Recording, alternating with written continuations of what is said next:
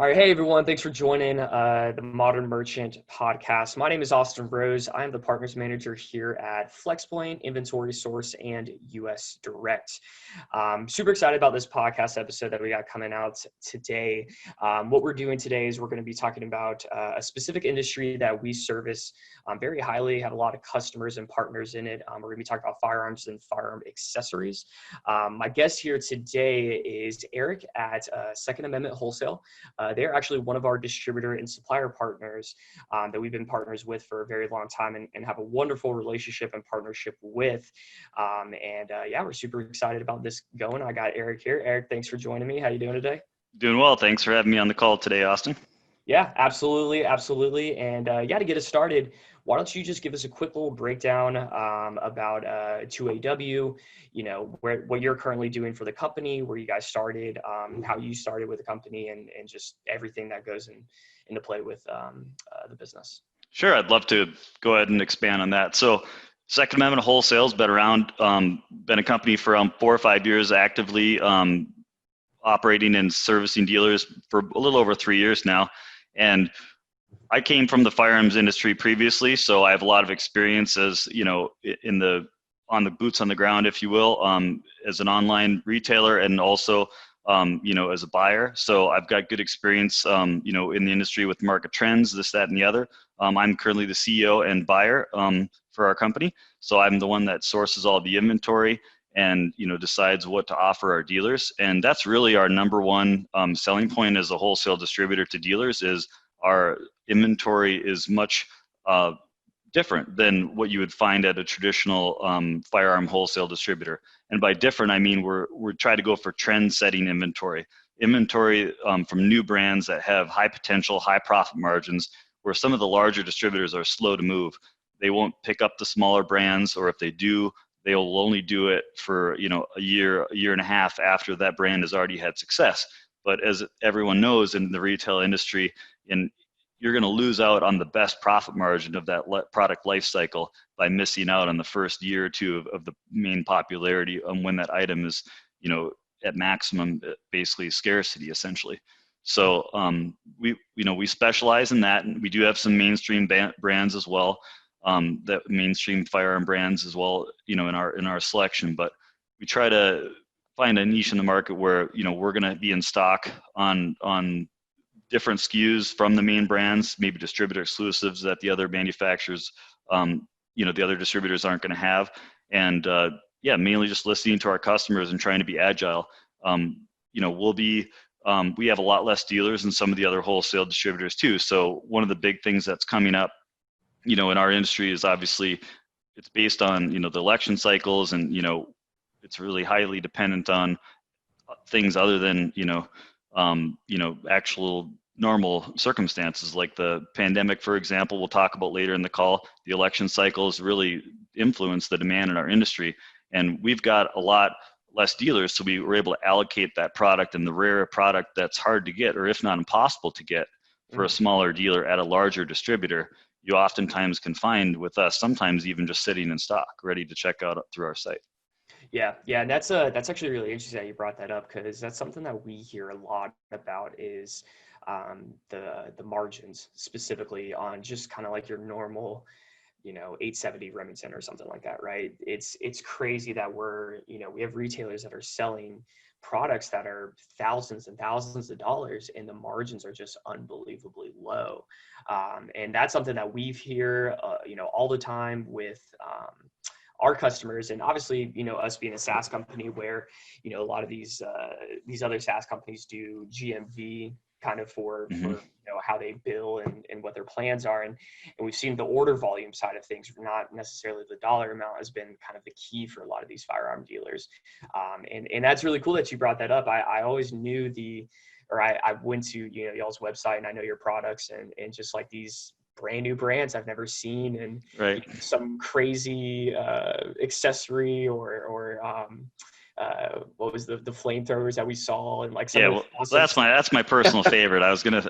We definitely can't go through this call without mentioning the flamethrowers, but that's a perfect example of something that a larger conservative distributor wouldn't may not touch just out of unbiased, unreasonable unreasoned fear, basically. it's, maybe a scary product. Oh, it's a flamethrower. Well, you shouldn't be scared of it because you're going to make 4 times more margin selling a flamethrower than you would, a firearm. So, and those are the kind of that's a perfect example of the kind of product types we like to bring in at Second Amendment Wholesale. Another example is the Gearhead Works pistol braces, for example. We were the first and only wholesale distributor for that pistol brace brand. The tailhook is what they call it. And we essentially, help build their brand up from a, relatively a small parts unknown manufacturer to arguably the second largest and second most popular pistol brace, if not the highest, most popular, if based on quality in some people's opinion. But as far as brand name recognizability, probably number 2 right now in the industry, honestly. So, and other wholesale distributors have followed in our footsteps, and we've, 2 other wholesale distributors have picked up the line after us. So, that's just a good kind of example. Also, we had won Franklin Armory Distributor of the Year 2019. So, we're certainly not the largest distributor, but when we find a brand that has good profit margin for our dealers, we push it and we push it hard, and that helps them as well as us. And I didn't even realize this, but we actually did the highest volume total revenue for that brand. And I just figured that we were maybe their favorites or something, right? But they told me that we actually beat out the bigger wholesale distributors on that particular brand for sales. So that's the award sitting on the wall over there. I see that back there. I recognize that award because I believe we were right next to you guys when you got that in Vegas at SHOT Show, which was a great time, of course, with you guys hanging out inside the show and outside the show. That's right. Venetian bar, Circle Bar is where all the deals are done. The Venetian bar, that's right. And a lot of interesting conversations, that's for sure. Exactly. But you're not wrong on all the deals are done. Yeah, one of our largest dealers is getting on board with FlexPoint, and he's he's basically going to expand his inventory, and we and that's one of the things I wanted to talk about that was on your list of questions today is we want to talk about the pandemic, and what I think dealers should be doing is really now is the time where you have to really evaluate your efficiencies as a business. And we're doing the same on our end as a wholesale distributor. Just because if you don't constantly improve on all these small things that you're doing on a day-to-day basis, you're just going to get more and more behind on whether it be orders, shipping, answering emails, answering phone calls. So, thankfully there's multiple ways to improve your efficiencies and try to, evaluate your business process during this pandemic. One of which that I've recommended to dealers is, hey, you could hire more employees, and that's a fine solution, but we don't know how long, the sales are going to continue. There might be a small lull during the summer, just because there normally is a small lull in the summer for a business in the firearms industry. So you don't want to be hiring a bunch of people, spending all this time training them, and all of a sudden, the industry slows down and you have to lay all these people you spent time and money training off. And, if you can't keep them employed up through, lead up to the election. So I've actually been recommending dealers to try to do what we've been doing, which is we've been trying to expand our inventory selection, because a lot of our regular suppliers have been running out of everything and running out of the best SKUs, and the stuff they have left, are like the scraps. For example, a shotgun manufacturer that typically has, small, firearms with the pistol grip and the arm braces, they're pretty much out of those all the time. Well, yeah, I could go ahead and stock up on side-by-sides, shot and over and unders from them. But what we're doing instead is we're broadening our brand selection to try to find other brands that are similar, that have inventory that haven't quite seen as much of the wave of demand increase just because they're smaller or they're newer. Yeah. So that's actually one of the things I've been recommending to our retailers is, hey, now is the time to broaden your selection, broaden the assortment of products you're selling. So that way you're not just selling stuff you have on hand. And one of the best ways to do it is to, improve your website or start building a website now, so you have it to take advantage of the 2 months, leading up to the, election this year that are just going to be absolutely crazy. And you can probably talk a little bit more about, the options to integrate with inventory with the distributors and whatnot. But I know we're set up through FlexPoint, and then 2 or 3 of our biggest dealers are using that already.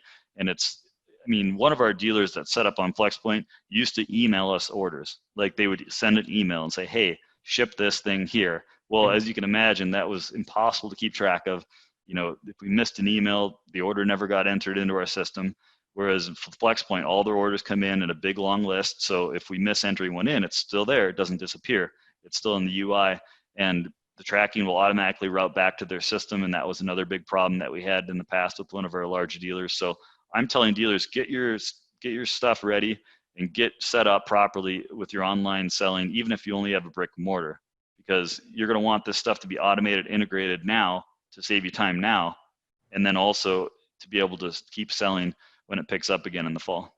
Yeah, yeah, and you bring up a good point because we've got you guys utilizing FlexPoint, obviously as more of a partner, handling B2B side of things. You're selling to a network of retailers, and it's also interesting because we're servicing, on the exact same UI, the exact same platform, one of your retailers that's just selling to consumers. Mm-hmm. They're not selling to a network; they're selling directly to consumers, and obviously that's the reason why FlexPoint is so flexible, obviously pun intended, but that we service both B2B and B2C customers, retailers, sellers, what may have you. But you bring up a good point too, kind of in that regards of how COVID has been affecting you guys, right? Versus how it's been affecting retailers. And it's so interesting because it's like, I feel like it's just completely polar opposites. Retailers are getting an unbelievable amount of business, right? Obviously everybody's buying online now. And obviously with the pandemic and being in the firearm and firearm accessories, and let me pull up a graph that I have here as well, is just due to any type of pandemic, or as you can see here, right, when Obama got elected, or the Sandy Hook shooting, things like that, a lot of these things kind of trigger, I got to get in, I got to buy, I wanted this firearm, or I need to buy this, or ammo, or what may have you, right? Mm-hmm. And obviously retailers have been like absolutely like crushing it. We feel like we've been getting a lot of business, and we've been talking to a lot of our customers, and it's great. But then we also have, and you guys aren't in this boat, but we have other suppliers and other distributors that have been closed, and they're just now finally starting to get open. So it's like this huge demand and need on one side, and then the other side, it's like to get those products are just like, nope, doors closed. We can't operate. Right. So it's been interesting. It's been like just super great for retailers, and then for some distributors, it's just been like, oh my gosh, I can't believe we had to close up shop because of this pandemic. So it's been an Yeah. interesting time, that's for sure. Definitely. I mean, it's honestly been, depending on your product channel, or, what type of products you carry, and what type of business you are during the pandemic, it's really been essentially a feast or famine. I mean, the restaurant industry, I'm sure, is just, tore up. And, thankfully, yeah, our retailers have been doing great, reordering, buying goods. I mean, we've had to respond to that. I mean, our ammunition, orders went from, one truck to like two trucks every week, basically. I mean, so we 3x or 4x our ammo ordering, and then even then that's barely enough on the popular SKUs. We're not getting enough of it, and we're basically ordering to the max capacity that our suppliers will even allow, and that they can even fulfill our orders. And there's it's still not enough. So I mean, you bring a good point. The retailers, it's a good time to be a retailer, and it's easy to make sales. You're not having customers come into the store and tire kick and see a gun they want and just go, oh, I'll think about it. I'm sure they're just buying it, which is a relief. But I guess I would say, use the extra money and profit you have and time now. If you have any extra time, of course, which you probably don't, but use the extra money, I think, to invest as a retailer into your systems, into your website, into your e-commerce, because the election, like you point out here, the 2 million gun spike in 2013 looks like where Obama's reelection, obviously slightly after at the end of 2012, Trump could get reelected as well, of course, which is a possibility. And if that happens, we can expect probably the opposite of what's happening right now. Gun sales are going to slide.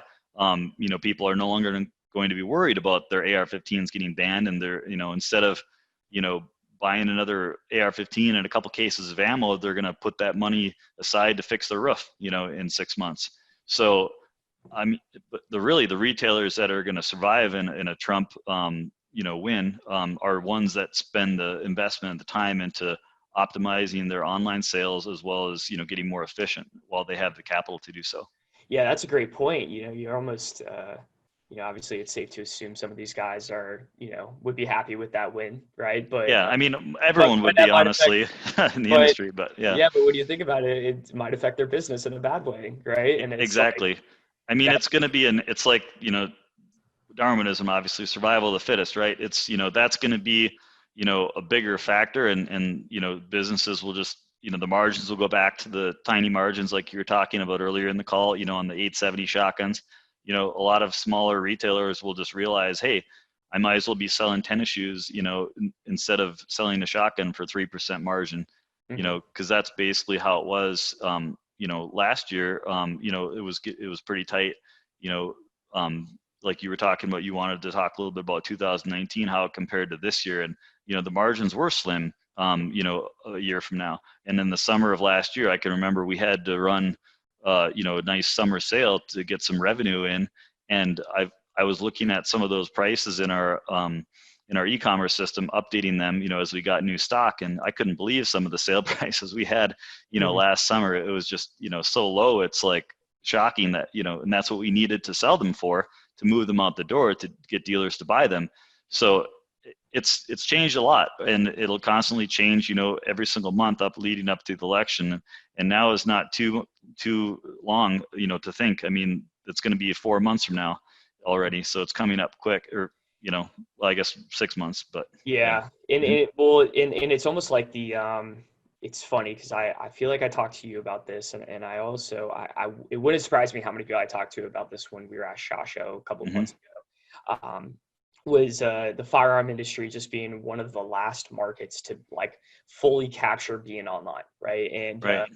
And it's funny because if people didn't get the gist a few months ago, now I'm sure they're feeling it, or they're understanding like, wow, we need to get online. I mean, it's just like everybody working from home, right? Like Right. we're starting to see companies not being able to be productive and sustain and everything with this whole work from home order. Unlike us software companies, which is we Right. we can do it anytime, but there's companies out there that they're starting to reevaluate just their business in general when things like this happen. And I bet this is a nice little kick in the butt for the firearm industry of like, wow, we need to get online. And I think that's the reason why we've seen a huge uptick with us is a lot of these brick and mortar stores are they need solutions to get online. And you brought a good point up earlier when we were chatting is, the old school way of things are just slowly getting, going away. And these new guys are coming in, younger CEOs, younger business owners that are like, yeah, if you don't have an online presence, I mean, what are you doing? Right. So Exactly.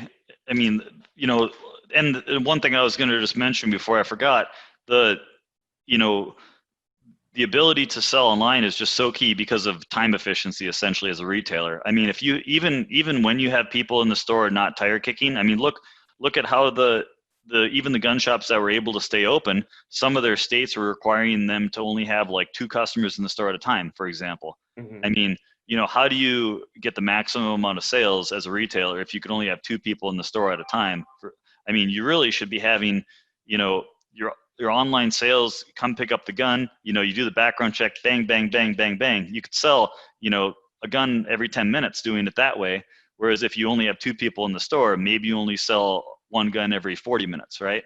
Yeah. So, I mean, it's all going to come down to these small edges, and whoever, is able to execute on as many of these small edges are the companies that are going to survive, if and when it does slow down.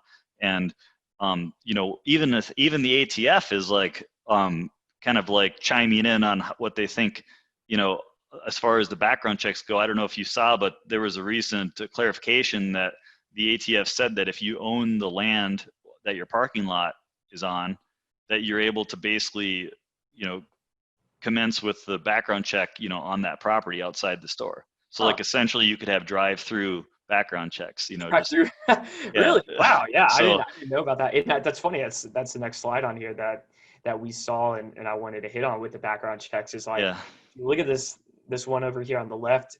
I mean, the highest amount of total checks of days, there are 10, 9, 5, and 4, right?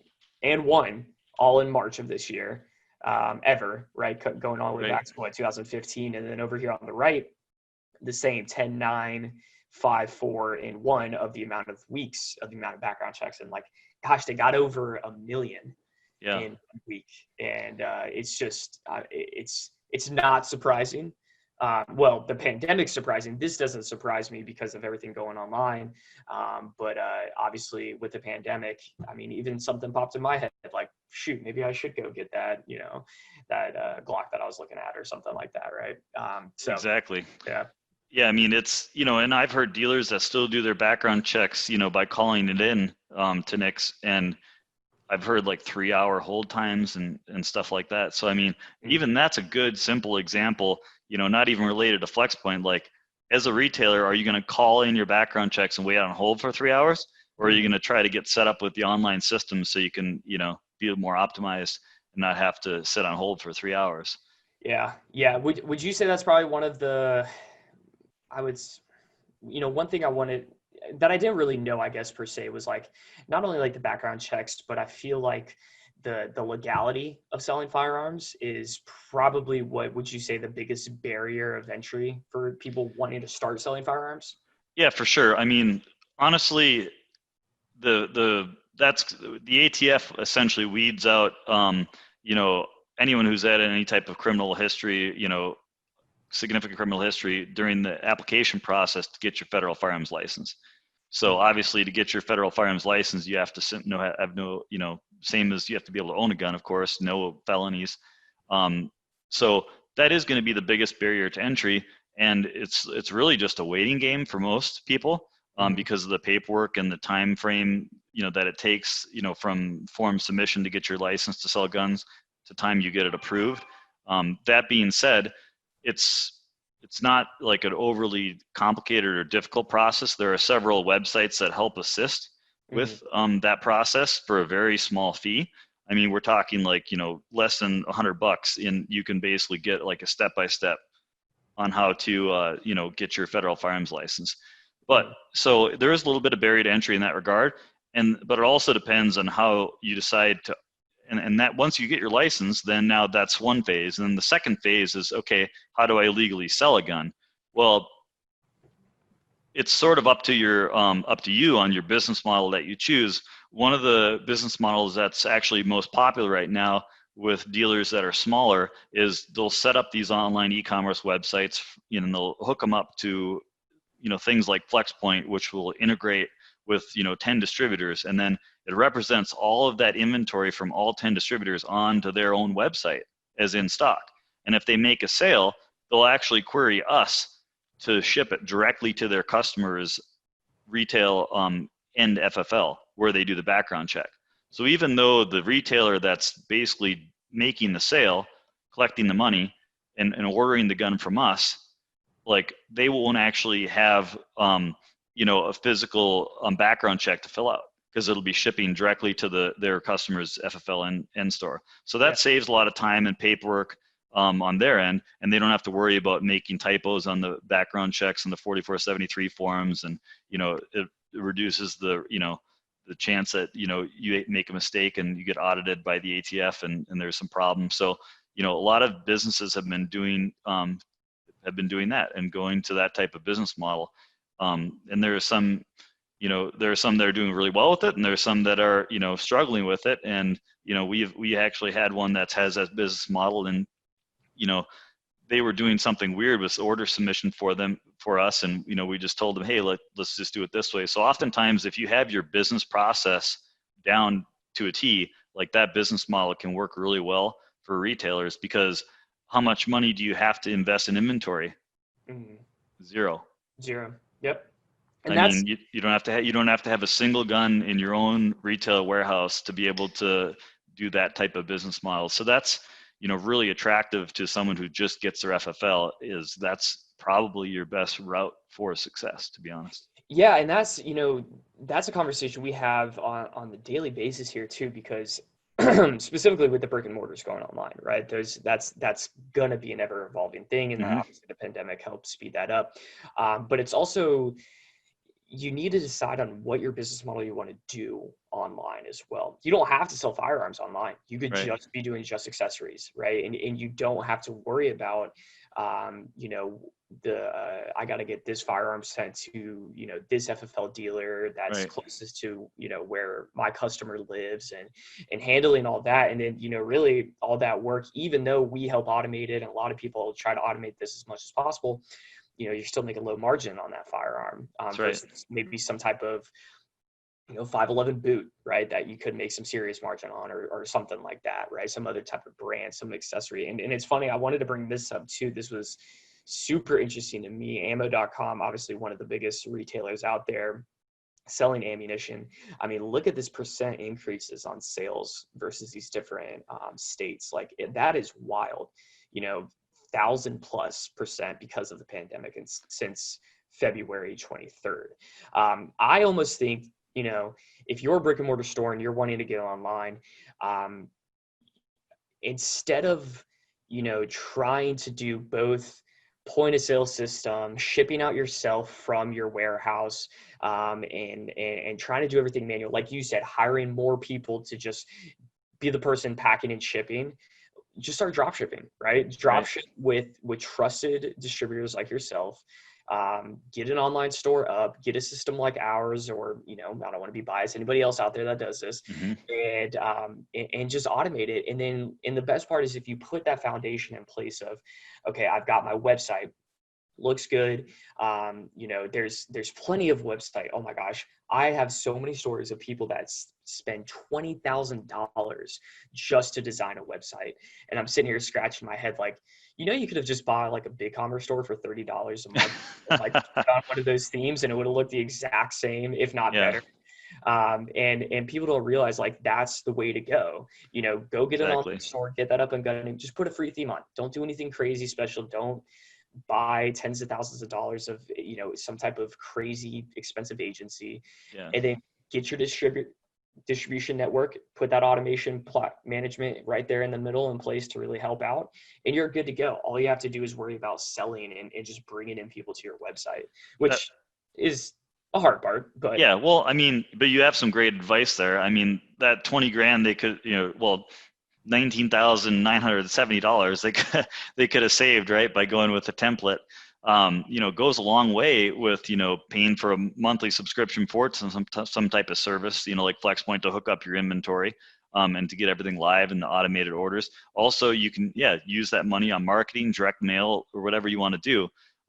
But I've heard countless stories as well. And I mean, a lot of dealers up to this point have been sort of just getting by with like a template website that actually looks the same, across the board, and it's a small cost. So it's just been doing well enough for them to this point at a small fixed monthly cost.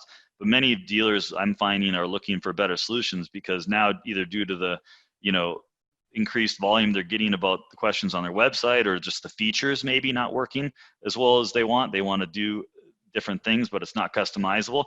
So there's lots of dealers looking for better solutions out there. And, like you said, if I were a dealer, I would just listen to exactly what you said, and not pay some custom, not pay someone 20 grand to just basically get an aesthetically unique website. I mean, that's not really what's important if you're starting out. And like you said about the guns, just because you sell guns in your storefront doesn't mean you have to sell them on your website either. You can just omit the guns on your website and sort of do it as like a second phase, if you will. So if you're unfamiliar with the technology, unfamiliar with, running e-commerce website store, don't make it overly complicated for yourself and sell guns just because you have your FFL. Go ahead and make it accessories only, so that way you don't have to hire someone. You don't know how many sales you're going to get initially. So why, you're not going to hire someone for customer service, to go call FFLs and get their FFL copy if you don't have any website traffic. So just set it up for accessories only, like you were kind of suggesting, and then roll with that for the next 2-3 months. hey, if that goes well and you need to hire someone for customer service anyways to answer the accessory questions and accessory orders, well, then maybe at that time you can roll out, some guns and try that on your website. But that requires a lot of customization, with checkouts and FFL maps and whatnot. So that's, definitely an argument to making that kind of like a phase two, or at least waiting until your website has some revenue for your company before you make that investment. Yeah, that would be my advice, honestly, for all of these retailers, especially again the brick and mortars going online, is Mm-hmm. it's just sit down and scope out the phases, right? And my advice, phase one is just get a website up and going and get the products on there that are super easy to fulfill, right? Right. There's suppliers, like yourself and other ones out there that are, you know, you go through an application form, they drop ship. Like you have integrators like us or inventory source and all this to just make it very easy to get onto your website and just get that up and going, and you're good to go, right? And then once you start marketing and making sales and like actually moving products online, Mm-hmm. not spending stupid amount of money thinking you're just going to get sales out of nowhere because your website looks great from your agency. Right. And then from there, then integrate your POS, right? Right. Then get the firearms in, figure Exactly. out what point of sale system you are using, right? There's a lot of great ones out there that automate just as much as we try to automate things. And it's really just doing your due diligence to ask around too. Ask other retailers, ask distributors like yourself. You guys know a lot about all these different companies. We see them at SHOT Show. We see them on any type of Google search. If you end up searching firearms accessories, inventory source is one of the first people that pop up. Flex Point's right there as well. So I would definitely say drop shipping is very lucrative. People kind of stray away from it, but it's a great starting point, especially for these guys getting online. Yeah, I agree. And I would say my last tidbit is just, it kills me. Don't blow so much money on some person that says they're going to make your website look amazing, because your website can look the best website ever in the whole entire universe. And that doesn't mean you got people on it. Yeah, Right? my rule with technology is, always figure out, see how much time your CTO or your development team says it's going to take, and then either multiply that by 2 or 1.5, because there's always bugs that pop up along the way, and nothing ever gets done perfectly on time. Well, not never, but like rarely. It always seems like there's something that goes wrong, and you're just going to be giving yourself more headaches by doing like what you're saying, trying to front load money on some custom theme, which at the end of the day, you upload your logo, change the color scheme around, update the menu or something on a template, and it'll look like your own custom website anyways. So, and it's surprising and actually, sort of disappointing that dealers don't reach out to us more often for recommendations in this field, and with the e-commerce and the getting set up, because we just had one of our dealers, just go, that does a good amount of business with us, set himself up with something when it might work out just fine with him, but at least during that decision-making process, I could have, give him my recommendation, and maybe that would have worked out better. Maybe it would have worked out worse. We don't really know. The future remains to be seen with that. But we did actually have one of our small, I guess I say smaller, but he orders every single day almost. He was mainly just selling on GunBroker only, and he was making manual GunBroker listings just based on stuff that we had large amounts of stock levels on, right? Wow. So he was basically, I mean, he's selling online, but it's like, that's like a super, and that's a good way to get started, but it's like very unautomated, very manual. And he has to now take down a listing manually or remember to, if we happen to be low on stock, right? So he was doing these packages where he would sell like a trigger and then like 2 magazines, for example, that go well with the trigger, Well, that works out great until we run out of stock. Well, then he might actually sell a couple by the time, and then come to us to order it and realize, oh, they're gone now. So that created a couple situations where he was oversold. So we actually told him, hey, what are you doing exactly? What system are you on? He goes, oh, well, I'm just, selling on GunBroker. I said, well, why don't you look to get integrated, with something that will automatically close the listing when we run out of stock? So he ended up getting set up with FlexPoint. And I think it's going to, 10x his business, because there were probably 10 packages, and 10 packages he was selling on GunBroker of like, triggers with mags that we had, maybe 10 packages is all he was doing, 10 SKUs, 10 bundles. And he was still placing an order with us almost every single day, sometimes multiple orders, 3, 4, 5 orders a day, and they're all drop ships. But now he's going to have access to our entire accessory catalog. Mhm. So, I mean, his sales are going to 10x as soon as he gets rolling. Yeah, and it's not, it's exactly like what you're saying. It's not scalable. It is not Right. scalable. And we had a wonderful conversation, a great conversation with this guy, one of our new customers, not in the firearm niche, but obviously still dealing with the same headaches as this is, um, seasoned retailer, right? Selling on, pardon me, on website marketplaces, right? I mean, we see that with a lot of firearm guys. They got their website and they got GunBroker, just Mm-hmm. like that's selling on Amazon and Right. a couple of different websites.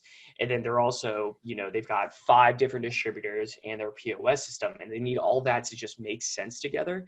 They've got full teams. They've got, own offices, companies, brick and mortar stores, and things like that, and they're just manually placing dropship orders with their suppliers. And we're Right. like, wait, what? You're manually emailing these people these orders? Like, you're not, like, how are you not automating this? Like, and it was exactly that exact statement that was, we need to scale. Like, this is not scalable to be doing this all manual. And that's where, obviously, again, we come into play, and we want to try to automate everything as much as possible for you to scale your business. But it always starts at that foundational level first, identifying, what business model you want to take. And ask us too. That's one of my favorite parts about my job is people ask for my almost business consultant Mm-hmm. advice. What do you see with your retailers that you guys, or your customers that you guys deal with? And to be honest, we see honestly the right way of doing certain things. I mean, yeah, pandemic, you can't plan a freaking pandemic, Right. but it's, ask us for advice, just like, you guys have great advice as well. I mean, that's why we've got a great relationship. So, I would definitely say that's my tidbit there, with getting, online and everything there, especially for the seasoned retailer versus the new one. Yeah, I think those are really good points. One thing that came into mind too is, drop shipping isn't all, roses and daisies, if or whatever the saying is, right? I Mhm. mean, we did have one of our retailers that's hooked up with us through FlexPoint, basically just completely disable one of our competitor distributor products off their website, like the entire catalog, because the distributor was 3 weeks behind on shipping. Phew. So, Yeah. I mean, they made basically a judgment call on their end that, hey, we can't be selling things that are streamed from this other distributor that was a competitor of ours, because like our customers just can't take waiting for 3 weeks, Mhm. So, you know, the point I'm trying to make with this is, if you are drop shipping, like there's a really poor idea to rely on one supplier, because you Mhm. could run into a situation. Imagine if that was their only distributor and they didn't have us. Well, then they're making a decision, do we just sell stuff that's physically in our warehouse? You know what I'm saying? So Yeah. thankfully they were streaming our inventory and RSR Group's inventory. So when they turned off well, sorry, I didn't mean to mention the name, but they mentioned that everyone knows that there were a couple larger distributors that, like them, that were 2 to 3 weeks behind. Mhm. So they disabled all their catalog, their entire streamed catalog, but they were still able to sell stuff that that was streaming on, through our inventory, as well as stuff they had in physical stock, and that was just enough sales to keep them more than busy. But Mhm. can you imagine if they weren't hooked up with us and they only had their physical inventory and that other distributor? Well, now you're cutting off like half or 2/3 of your or more of your products. Yeah. Yeah, that's another good point. And obviously, we can't take into play like what this pandemic is doing, right? It's freaking Right. crazy. Who knew that this was going to be a thing, and this was really going to affect the world today. But I bring that up a lot too, is the shipping times with your distributor, especially deciding on who you want to use, right? Who do you want to fulfill with? Right. It's kind of hard to judge that right now. Obviously, we have some suppliers that are getting back into business. We got guys that are still closed. We have people that have, toughed their way through and has been able to still fulfill, dependent usually around the niche and the product. Mm-hmm. which has been just, oh my gosh, so much fun to deal with. Like janitorial supplies is like some suppliers have just been like, Yeah. business is booming, but almost in a bad way, right? And Right. things like that. So, I take the shipping times obviously for granted during this time, but once everything smooths out, that's a huge question you should be asking your distributor: shipping times. I tell people, ask them about their customer service. I can't tell you how many people cancel our services and they say, oh, you guys were great, I just can't work with XYZ supplier, because they don't get back to me. Hmm. They just don't respond to me. They're just like, they're a 3PL fulfillment group and they don't care about customer service. And I'm Yeah. like, that's number one thing you should be working with these guys. You're building a relationship with these people. You're not just like, oh, I'm just going to purchase your product and I'm never really going to talk to you. Like, you need to build relationships with your distributors and make sure that these people know that they're going to take care of you. Because if that's not intact, that's your fulfillment and that's literally your business, right? And that has to be there. Yeah, if you've got you're a retailer and you've got a customer that spend tens of thousands of dollars with you, and you know, and he orders something that's fulfilled through a distributor like us, and for whatever reason we're backed up, just due to normal shipping. I mean, it's probably taken us maybe 3 to 4 business days right now to get orders out the door just due to the volume. But it's nice to know as a retailer that, hey, you can email your direct account sales rep, or you can email our dropship team and say, hey, can you rush this order? We try not to do it obviously with every order, obviously, because then everyone's just getting cut in line. But if we've got a dealer that's doing consistent drop shipping with us and they're just like, hey, my customer can't take it anymore, here's the order, here's the FFL that you need, here's all the information you need, please can you get it out today?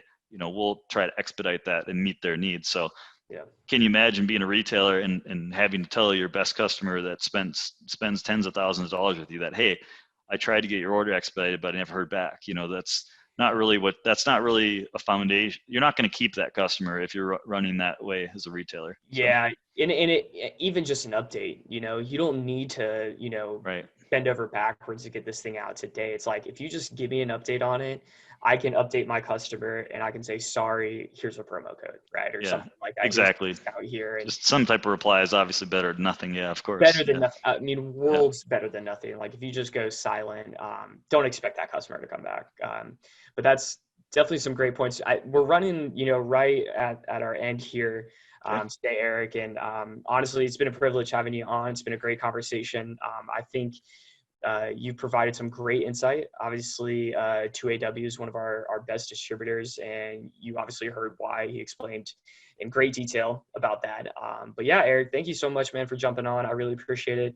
Obviously, I hope everything gets back to normal soon and we can kind of get back to what we're doing. But yeah, I really do appreciate it. We'll jump on, we'll talk more, and probably do a couple more podcast episodes in the future. All right. Sounds good, Austin. We'll have a good rest of the day, and thanks again for having me. All right. Thanks, Eric. And everybody out there, make sure to tune in for the next couple episodes that will be coming out here today. Again, thanks for joining the Modern Merchant podcast.